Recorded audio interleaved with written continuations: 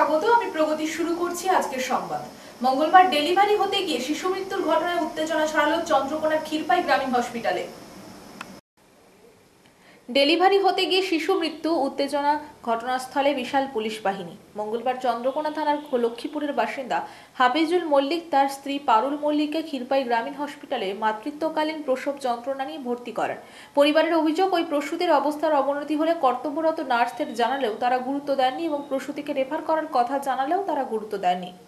কর্তব্যরত চিকিৎসক ও নার্সদের পক্ষ থেকে প্রসূতির পরিবারকে জানানো হয়, যেহেতু এটি দ্বিতীয় সন্তান, ধৈর্য রাখুন, স্বাভাবিকভাবেই সন্তান ভূমিষ্ঠ হবে। পরে প্রসূতির অতিরিক্ত রক্তক্ষরণ শুরু হয়। পুত্র সন্তানের জন্ম দেন প্রসূতি পারুল মল্লিক, কিন্তু শেষ রক্ষা হয়নি। জন্ম দেওয়ার কিছুক্ষণের মধ্যেই পুত্র সন্তানটি মারা যায়। জানা যায়, হাফিজুল মল্লিক ও পারুল মল্লিকের আগে থেকেই আছে একটি কন্যা সন্তান। শিশুটির মৃত্যুর খবর পরিবারের পৌঁছাতেই ক্ষীরপাই হসপিটালে ভিড় শুরু করে প্রসূতির পরিবার ও আত্মীয় স্বজন।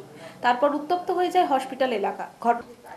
ঘটনাস্থলে এসে পৌঁছায় ক্ষীরপাই আউটপোস্ট পুলিশ। পরিস্থিতি সামাল দিতে পরে চন্দ্রকোনা থানার ওসি শুভঙ্কর রায় বিশাল পুলিশ বাহিনী নিয়ে ঘটনাস্থলে আসেন, পরিস্থিতি সামাল দেন। করার পরে বলছে বাচ্চাটা নর্মালি হবে, তারপরে বলছে না বাচ্চার ফুল সমেত নিয়ে আসছে। আবার কিছুক্ষণ বাদ দিয়ে উল্টি আবার বলছে না ফুলটা আগে ছিঁড়ে গেছে, দিয়ে ফুল আগে এসছে, বাচ্চা পরে আসছে, মরা বাচ্চা। ওরকম ডাক্তারের চাকরি করার দরকার নাই। সকালবেলা বলা হচ্ছে টাইমে আবার দেখবে ডাক্তার মানুষ কি বলে, টাইমে দেখবে যে খুন মাংস রক্ত আবার কি টাইমে দেখবে। এলো ডাক্তার না এলো কি মানুষ মারা বাচ্চাটার আমি মামা হয় এবং যিনি বাড়ি আমার হচ্ছে গড়বেতা থানা। কি মনে করছেন? মনে করছি একদম পুরোটাই ডাক্তারের ভুল সিদ্ধান্ত। কি হবে, ওই যে বাচ্চাটাকে ইঞ্জেকশন করেছে, বলছে যে হয়ে মরে গেছে, মারা গেছে, মেরে দিয়েছি ইঞ্জেকশন করতে। আপনি কে হন? আমি ওর সাউরি। সরকারি নির্দেশ মেনে 17 তারিখের মধ্যে বেলদা বাসস্ট্যান্ড এলাকায় প্রায় অধিকাংশ ব্যবসায়ী তাদের দোকান ভেঙে ছোট করে নিলেন। আবার কিছু কিছু ব্যবসায়ী সময় চেয়ে আবেদন করেছেন। ফলে বেলদা শহরে দীর্ঘদিন সরকারি জায়গায় ব্যবসায়ীরা তাদের পসরা ছোট করে কোনোভাবে ব্যবসা চালিয়ে যাওয়ার চেষ্টা করলেন। সরকারি নির্দেশ মেনে 17 তারিখের মধ্যে বেলদা বাসস্ট্যান্ড এলাকায় প্রায় অধিকাংশ ব্যবসায়ী তাদের দোকান ভেঙে ছোট করে নিলেন। আবার কিছু কিছু ব্যবসায়ী সময় চেয়ে আবেদন করেছেন। ফলে বেলদা শহরে দীর্ঘদিন সরকারি জায়গায় ব্যবসায়ীরা তাদের পসরা ছোট করে কোনোভাবে ব্যবসা চালিয়ে যাওয়ার চেষ্টা করলেন। উল্লেখ থাকে, জাহালদা থেকে বেলদা পর্যন্ত রাস্তার কাজ দ্রুত গতিতে চলছে। মার্চ মাসের মধ্যে তা শেষ হবে। অপরদিকে বেলদা বাইপাস থেকে বেলদা বাসস্ট্যান্ড পর্যন্ত যানজট দূর করতেও নতুন বাসস্ট্যান্ডে যাতে অতি সহজে বাস প্রবেশ ও বেরোতে পারে, তার জন্য পূর্ত দপ্তর সরকারি জায়গা 17 তারিখের মধ্যে খালি করার কথা বলেছেন। সেই মতো পূর্ত দপ্তরের ডাক দেওয়ায় জায়গা পর্যন্ত প্রায় সমস্ত ব্যবসায়ী নিজ উদ্যোগে ভেঙে সরানোর কাজ চালিয়ে যাচ্ছে। রাস্তার ধারে দীর্ঘদিন ধরে তারা ব্যবসা করে কোনোভাবে দিন গুজরান করেন, আর তাদের সর্বস্ব চলে গেলে তাদের সংসার চলবে কিভাবে, এই কথা মাথায় রেখে কিছুটা রেখে বাকি অংশ ছেড়ে দেওয়ার কথা বলেন। সেই মতো ব্যবসায়ীরা তাদের পসরা কমিয়ে দিয়ে দেওয়ার নতুন করে বাড়ি তৈরির কাজ শুরু করেছেন। অপরদিকে বেলদা শহরে যেভাবে যানজট হচ্ছে, তাতে আগামী দিনে বেলদা বাসস্ট্যান্ড থেকে বেলদা শ্যামপুরা পর্যন্ত রাস্তার 2 দিক সম্প্রসারণ হবে বলে পূর্ত দপ্তরের কর্তারা জানান। তবে আপাতত হচ্ছে না। তবে যাতে কোনো ব্যবসায়ী উচ্ছেদ না হন, সেই বিষয়টি বিধায়ক নিজ উদ্যোগে ভালো করে দেখছেন, আর তাতে খুশি ব্যবসায়ীরা। তবে কিছু কিছু নেতৃত্ব সাধারণ ব্যবসায়ীদের বিপথে পরিচালিত করার চেষ্টা করছেন, আর তারা তা বুঝতে পেরে প্রতিবাদে সামিল হতেও পিছপা হচ্ছেন না।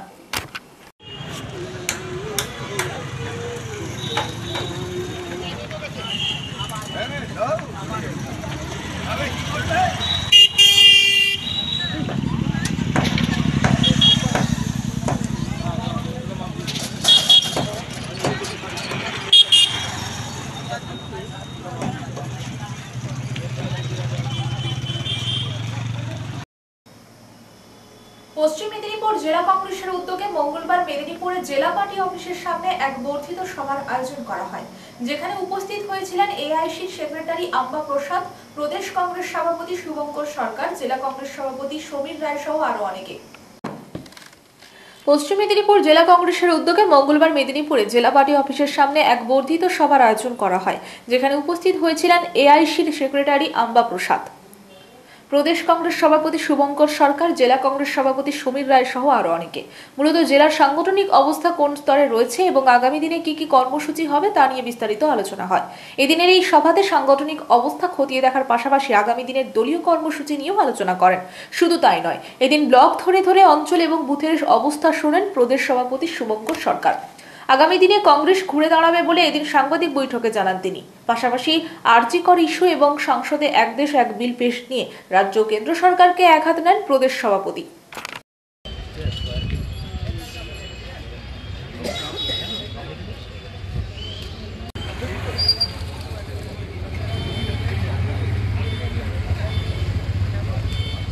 জানেন যে পোলারাইজেশন কি ভয়ঙ্কর একটি জিনিস, সেই কারণে এবার উনি জেতেননি, আমরা ওনাকে জেতাতে পারিনি। উনি আপনাদের পশ্চিমবঙ্গে যে লড়াই হয়, লড়াকু নেত্রী, একেবারে সামনে থেকে লড়েন। আমরা এক historical city, historical town, and this district is a very rich। मैं अभी पीसीसी प्रेसिडेंट होने का बाद पहले कमेटी का ये फर्स्ट मीटिंग हमारा साथ, हमारा बीच में पूजा राय चौधरी है। সেটা আমি প্রেসকে বলে দিলে তাহলে তো হয়েই গেল। কালকে আমার শত্রু তো আমাকে প্রথমেই তীর ছুঁড়ে মেরে দেবে। একটু অপেক্ষা করুন না। বাংলা অশান্ত বাংলাদেশ, একইভাবে ইসরায়েলও জাতীয় পতাকাকে মারিয়ে যাওয়া হয়েছে। কিছু বলবেন ভারতের পররাষ্ট্র নীতি বা অন্যান্য? ভারতের পররাষ্ট্র নীতি একেবারে ফেল করে গেছে, ফরেন পলিসি জিরো। কালকে বিজয় দিবস ছিল, আপনারা দেখেছেন সব জায়গায় আমি বলেছি কংগ্রেসই পারে, ইন্দিরা গান্ধী পেরেছিলেন, বিশ্বগুরু পারেন না। नरेंद्र मोदी और भाजपा ये चिल्ला के हमेशा उनका एक ही आवाज होता है যে নরেন্দ্র মোদী বিশ্বগুরু है। कहाँ है विश्वगुरु? বাংলাদেশে হিন্দুদের উপরে অত্যাচার হচ্ছে, বিশ্বগুরু कहाँ गया है? আমি বলেছি তো, পশ্চিম বাংলার বিজেপি নেতারা প্রচুর চিল্লাচ্ছে, তাদের নেতাদের কাছে গিয়ে বলুক না। ওখানে তো হিন্দু মার খাচ্ছে বলছে। 2026-এর নির্বাচন, তার আগে যাতে হিন্দু ভোট একত্রিত হয় তার জন্য এই সব খেলা, এই সব নাটক। বিজেপি এবং টিএমসি এক আছে, আরজিকর দেখে সবাই এটা বুঝতে। देखिए, हमारे प्रदेश अध्यक्ष तो ऑलरेडी बोल चुके हैं और वही हमारा भी स्टैंड है। जिस तरह से ये लोग स्ट्रैटेजी बना रहे हैं कि हम लोग किस तरह से ये पूरा इलेक्शन को अपने फेवर में करने का और इलेक्शन को बस इस तरह से यूज़ करने का कि हर हाल में मतलब ये सत्ता में बने रहे। इसको प्रोपेगेंडा आधारित बोलिए या फिर इसको मतलब पूरी तरह से ये कैप्चर करने का एक तरीका है, एक बहुत बड़ा साजिश है जिसके हम लोग पूरी तरह से खिलाफ है। आप झारखंड से हैं, यहाँ पर बंगाल में आए हैं, बंगाल का इंचार्ज है, दोनों स्टेट के अंदर डिफरेंस क्या देख रहे हैं? देखिए, सबकी अपनी अपनी खूबसूरती होती है, सबकी अपनी खासियत होती है। हमारे झारखंड में आइए तो हम अपने कल्चर और अपने ट्रेडिशन और आपका भी मतलब सेवा सत्कार में हमारे जो लोग हैं आपको अच्छे से होस्ट करेंगे और वहाँ का फूडिंग, वहाँ का कल्चर, वहाँ का ट्रेडिशन, वहाँ का हम लोग का जो लाइफस्टाइल है बिल्कुल थोड़ा सा डिफरेंस है। हम लोग काफ़ी भाग दौड़ होता है वहाँ के लोगों का और काफ़ी मेहनती होते हैं, काफ़ी अपने मिशन को लेके रात दिन मेहनत करते हैं। পশ্চিম মেদিনীপুর জেলার অন্তর্গত চন্দ্রকোনা ব্লকের বিভিন্ন জায়গায় রাতভর 45 থেকে 50টি হাতির দল দাপিয়ে বেড়ালো। চন্দ্রকোনা, শ্রীনগর ও গড়বেতার সন্ধিপুর, চৈতন্যপুরের মাঠে তাণ্ডব চালায় হাতির দলটি। নাজেহাল হয়ে যায় গ্রামের মানুষজন ও বন দপ্তরের কর্মীরা। পশ্চিম মেদিনীপুর জেলার অন্তর্গত চন্দ্রকোনা ব্লকের বিভিন্ন জায়গায় রাতভর 45 থেকে 50টি হাতির দল দাপিয়ে বেড়ালো। চন্দ্রকোনা, শ্রীনগর ও গড়বেতার সন্ধিপুর, চৈতন্যপুরের মাঠে তাণ্ডব চালায় হাতির দলটি। নাজেহাল হয়ে যায় গ্রামের মানুষজন ও বন দপ্তরের কর্মীরা। বিভিন্নভাবে জঙ্গলে ও মাঠে ছড়িয়ে ছিটিয়ে যায় হাতিগুলি। অবশেষে বন দপ্তরের কর্মীদের প্রচেষ্টায় 45 থেকে 50টি হাতির পালটিকে মাঠ থেকে সরিয়ে নিয়ে গিয়ে নিরাপদ আশ্রয় জঙ্গলে গিয়ে পৌঁছে দেয়। স্থানীয় সূত্রে জানা গিয়েছে, হাতির দাপটে ক্ষতিগ্রস্ত বেশ কয়েকশো বিঘা জমি, ফসল নষ্ট হয়েছে আলু সহ বিভিন্ন শীতের সবজি। এমনিতেই ধার দেনা করে আলু লাগিয়ে চিন্তিত চাষিরা, তার উপর গজরাজের এই অত্যাচারে জর্জরিত একাধিক কৃষকরা। একদিকে আলু চাষ অন্যান্য বছরের তুলনায় এই বছর অনেকটাই পিছিয়ে, তার উপর আবার 45 থেকে 50টি হাতির দল নষ্ট করলো আলু চাষের জমি। কোথাও সবে লাগানো আলু, কোথাও আবার গাছ পেরিয়ে গেছে। কিভাবে কি করবে ভেবে উঠতে পারছেন না একাধিক চাষি। যদিও বন দপ্তরের পক্ষ থেকে এখনো কোনো ক্ষতিপূরণের ব্যবস্থা করার কথা আশ্বাস মেলেনি। এসে যায় তো আমার 5 কাঠা জমি পড়েছিল, প্রচুর ক্ষয়ক্ষতি হয়েছে, যেদিকে গাছে একবারে ধুলিসাৎ করে ক্ষতিটা ভালো হয়েছে। এটা কখন হয়েছে? গতকাল রাত্রে? হ্যাঁ, 11টা 25-এ আমাদের এখানে। কতগুলো হাতির দল ছিল? 42টা। আপনার নাম? আরাধনা। বাড়ি এগরা পৌরসভার বেআইনি নির্মাণে বাধা দিতে গেলে অ্যাসিস্ট্যান্ট সাব ইঞ্জিনিয়ারকে প্রাণনাশের হুমকি ও সরকারি কাজে বাধা। অভিযোগের তীর এগরা পৌরসভার 1 নম্বর ওয়ার্ডের তৃণমূলের কাউন্সিলর শেখ সুরাজ আলীর দিকে। মহকুমা শাসকের কাছে দ্বারস্থ ওই ইঞ্জিনিয়ার। এগরা পৌরসভার বেআইনি নির্মাণে বাধা দিতে গেলে অ্যাসিস্ট্যান্ট সাব ইঞ্জিনিয়ারকে প্রাণনাশের হুমকি ও সরকারি কাজে বাধা। অভিযোগের তীর এগরা পৌরসভার 1 নম্বর ওয়ার্ডের তৃণমূলের কাউন্সিলর শেখ সুরাজ আলীর দিকে। মহকুমা শাসকের কাছে দ্বারস্থ ওই ইঞ্জিনিয়ার। পূর্ব মেদিনীপুর জেলার এগরা পৌরসভার 1 নম্বর ওয়ার্ডের এক বাসিন্দা নাম মুনমুন মিশ্র ত্রিপাঠী। তিনি সরকারি নিয়ম বহির্ভূত বাড়ি তুলছেন জানতে পারেন এগরা পৌরসভার assistant sub engineer Swapan Kumar Gayen. যথারীতি তিনি সরকারি নিয়ম মেনে অবৈধ নির্মাণের কাছে পৌঁছে যান, অবৈধ নির্মাণ বন্ধ করতে বলেন। বাড়ির মালিক কোনো প্রকার এই কাজ বন্ধ করতে চাননি। যথারীতি ইঞ্জিনিয়ার স্বপন কুমার গায়েন তিনি কাজ থেকে ফিরে আসেন পৌরসভার অফিসে। সেখানে বিষয়টি এগরা পৌরসভার চেয়ারম্যান স্বপন নায়কের কাছে জানান। তার কিছুক্ষণ পরেই বিষয়টি নিয়ে একটি আলোচনা সভা ডাকা হয় পৌরসভার চেয়ারম্যানের ঘরের মধ্যেই। পৌরসভার চেয়ারম্যানের উপস্থিতিতে এগরা পৌরসভার কাউন্সিলর তথা শেখ সুরাজ আলী তিনি ওই ইঞ্জিনিয়ারকে কাজে বাধা দিতে গেলে এক প্রকার দেখে নেওয়ার কথার হুমকির সুরে জানান ইঞ্জিনিয়ারকে। আরও বলেন, কাজের সাইডে গেলে তাকে দেখে নেবেন। স্বপনবাবু জানান, শেখ সুরাজ আলী নিজে দাঁড়িয়ে থেকে ওই মুনমুন মিশ্র ত্রিপাঠীর বাড়ির সমস্ত কাজ তদারকি করছেন। তবে সরকারি কাজে বাধা দেওয়ায় সংবাদ মাধ্যমের সামনে প্রশ্ন উত্তর পর্বে চেয়ারম্যান বলেন, তপন গায়েন ও শেখ সুরাজ আলীকে সামনাসামনি বসিয়ে বিষয়টি মিটিয়ে দেবেন। যেখানে সরকারি কাজে বাধা দিলে সাধারণ মানুষের বিরুদ্ধে বিভিন্ন প্রকার মামলা হয়ে থাকে, তাহলে এখানেই শুধু ছাড়। যারা শাসক দলের নেতা হবেন তারা ইচ্ছে মতন বেআইনি নির্মাণে যুক্ত থাকবে, এই প্রশ্নচিহ্ন ঘুরপাক খাচ্ছে। তবে এই ঘটনা জানাজানি হতে এগরা পুরসভা জুড়ে নিন্দার ঝড়। বিজেপির পক্ষ থেকে বিষয়টি নিয়ে বলা হয়, রাজ্যে যেভাবে অরাজকতা এবং শাসক দল তৃণমূল যে চরিত্রের দেখা দিচ্ছে, তাতে এগরাতেও কেন বাদ পড়বে।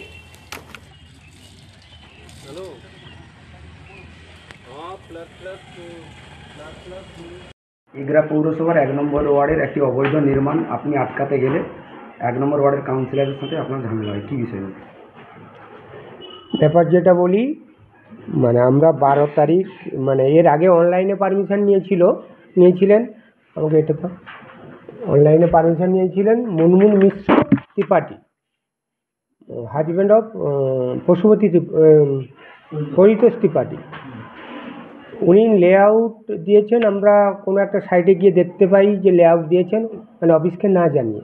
তখন আমরা অফিসিয়ালি গিয়ে চেক করি, চেক করতে গিয়ে দেখি যা মানে অনলাইনে যেভাবে পাস হয়েছে সেভাবে লেআউট দেওয়া হয়নি। তখন আমরা গিয়ে কাজ বন্ধ করতে বলি। বন্ধ করার পর পরের দিন 13 তারিখ ওনারের প্রতিনিধি এসেছিলেন, আর ওই 1 নম্বর ওয়ার্ডের কাউন্সিলর সাহেব শেখ সুরাজ আলী মহাশয় এলেন। চেয়ারম্যানের উপস্থিতিতে আলোচনা শুরু হয়। আলোচনা হতে উনি বললেন যেটা যে এত ছাড় মেনটেন করে করা যাবে না। আমি তখনই বললাম যে না, অনলাইনে যেটা পাস হয়েছে, যেভাবে নিয়ম অনুসারে পাস হয়েছে সেভাবে বিল্ডিং করতে হবে। উনি তখন অযথা উত্তেজিত হয়ে আমাকে হুমকি দেন এবং যেটা বলেন যে আমি কাজ করাবো, আপনার যদি ক্ষমতা থাকে আপনি আটকান। তখন আমি বললাম, আমি তো সরকারি কর্মচারী, আমি চুনোপুটি, আমার এত ক্ষমতা নেই। যেটা পুরো ঘটনাটাই চেয়ারম্যান সাহেবের উপস্থিতিতে হয়েছে। সেখানে উপস্থিত ছিলেন 8 নম্বর ওয়ার্ডের কাউন্সিলর সাহেব দেবদূত। বলা মানে ব্যাপারটা আমি জানি ভালো করে কি হয়েছে ঘটনা, জেনে একটা নিশ্চয়ই সুরাহা করব, যেহেতু স্টাফ এবং কাউন্সিলরের ভিতরে গণ্ডগোল, তো এগুলো ঘটনাটা জেনে যাতে একটা সুষ্ঠু সমাধান করা যায় দুজনের মধ্যে, তার বিয়ের ব্যবস্থা করব। যুগের সঙ্গে পাল্লা দিয়ে জঙ্গলমহলের খুদে বছর ছয়েকের রায় রীতিমতো ঝড় তুলেছে সোশ্যাল মাধ্যমে। এক বছরে তার ফলোয়ারের সংখ্যা 4 থেকে 5 লক্ষ। রিলসের দৌলতে তার ঝুলিতে এক ও একাধিক অ্যাওয়ার্ড, সেই সঙ্গে ইউটিউব থেকে সিলভার বাটন। বাবার হাত ধরে ইচ্ছে রয়েছে তার বড় গায়িকা হওয়ার। যুগের সঙ্গে পাল্লা দিয়ে জঙ্গলমহলের খুদে বছর ও ছয়েকের রায় রীতিমতো ঝড় তুলেছে সোশ্যাল মাধ্যমে।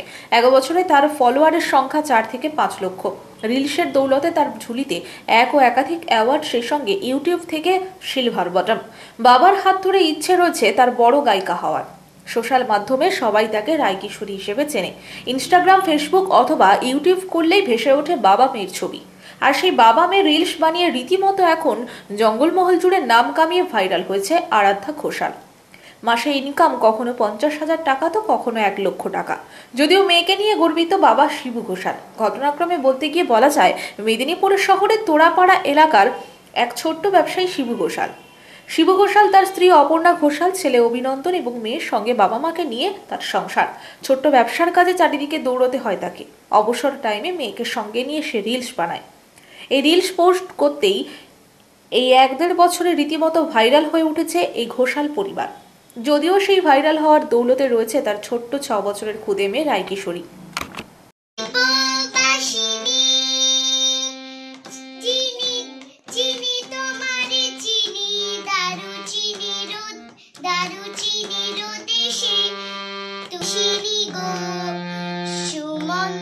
সুমন্ত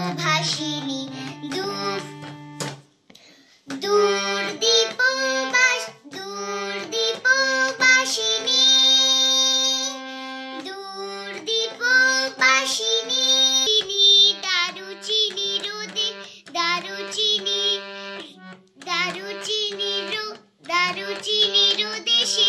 তুমি বিদেশিনী গো সুমন্ত ভাসিনী। আরাধ্যা ঘোষাল। কি নামে চেনে সবাই? রায়। কি কি করো তুমি? রিলস কিভাবে বানাও? আমি নিজে বানাই। কে কে থাকে তোমার সাথে?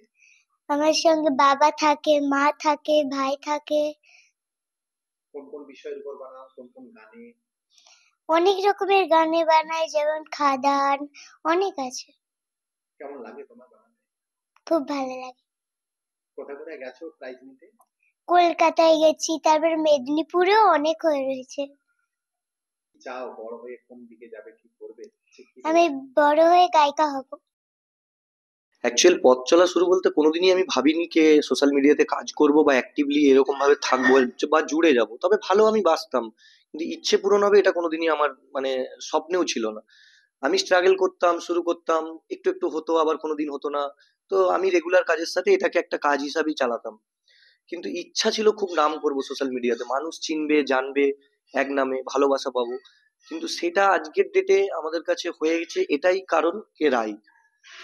ও যবে থেকে আমার সাথে জয়েন করলো বা ও ভালোবাসা দিয়ে এই কাজটা এগিয়ে নিয়ে যেতে শুরু করলো, তবে থেকে আমার একটা ছোট্ট ছোট্ট আশা কিন্তু পূরণ হতে শুরু করলো।